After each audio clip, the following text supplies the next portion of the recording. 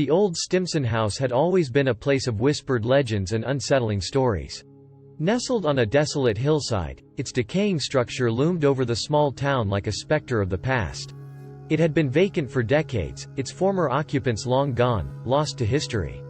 But on a fateful autumn evening, 4 friends, Ella, David, Lisa, and Mark, decided to venture inside, driven by a morbid curiosity that only the bravest dared to indulge.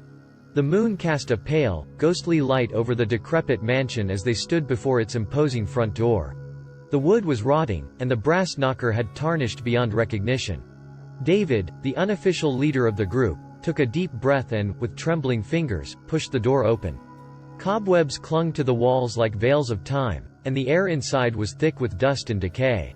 The only sound was the creaking of their hesitant footsteps on the warped floorboards.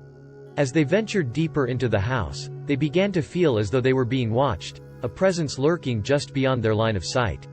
Their exploration led them to a grand, cobweb-draped ballroom, its chandeliers long extinguished. Ella shivered as she spotted an ornate mirror at the far end. It was pristine amidst the dilapidation, reflecting their faces distorted by fear. "Guys, this place gives me the creeps," Lisa whispered, her voice quivering. Mark chuckled nervously. "Come on, Lisa, it's just an old house. What's the worst that could happen?" That question would soon be answered.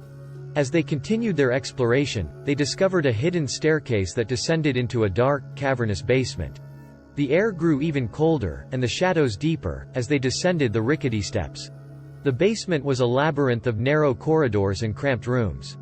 In the corner, they found an old, leather-bound book, its pages filled with cryptic symbols and eerie incantations. David flipped through the pages, his curiosity getting the better of him. "This is some seriously messed up stuff," he muttered, his voice quivering. The book seemed to beckon them deeper into its secrets.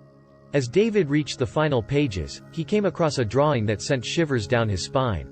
It depicted a grotesque, otherworldly creature, its limbs contorted and its eyes filled with malevolence.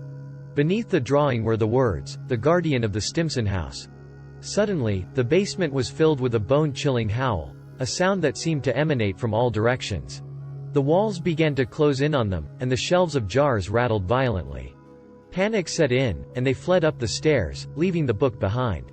Back in the moonlit ballroom, they gathered their breath, their faces pale with terror. "We have to go," Ella insisted, her voice quivering. David nodded, his bravado shattered. "Agreed." But the house had other plans. As they turned to leave, the grand piano in the corner began to play a haunting melody all on its own. The keys moved as if by an invisible hand, producing a mournful, discordant tune that sent chills down their spines. They rushed to the front door, but it slammed shut before they could reach it, trapping them inside. Desperation took hold, and they searched for an escape, but every window was sealed, every exit blocked. The house seemed to come alive, its very walls shifting and groaning, trapping them in a nightmare. Panic turned to hysteria as they pounded on the walls, screamed for help that would never come. The whispers grew louder, the walls seemed to close in, and they could no longer distinguish reality from nightmare. They clung to one another, their sanity slipping away like sand through their fingers. And then, as suddenly as it had begun, it stopped. The room returned to its dilapidated state, the moonlight spilled in through the broken windows, and the grand piano fell silent. Ella, David, Lisa, and Mark were left trembling, disoriented, but alive. They stumbled toward the front door, which now stood open, as if inviting their escape. They rushed out into the night, gasping for breath, the Stimson house a looming specter in their rearview mirror. They never spoke of what they had experienced, each retreating into their own private nightmares.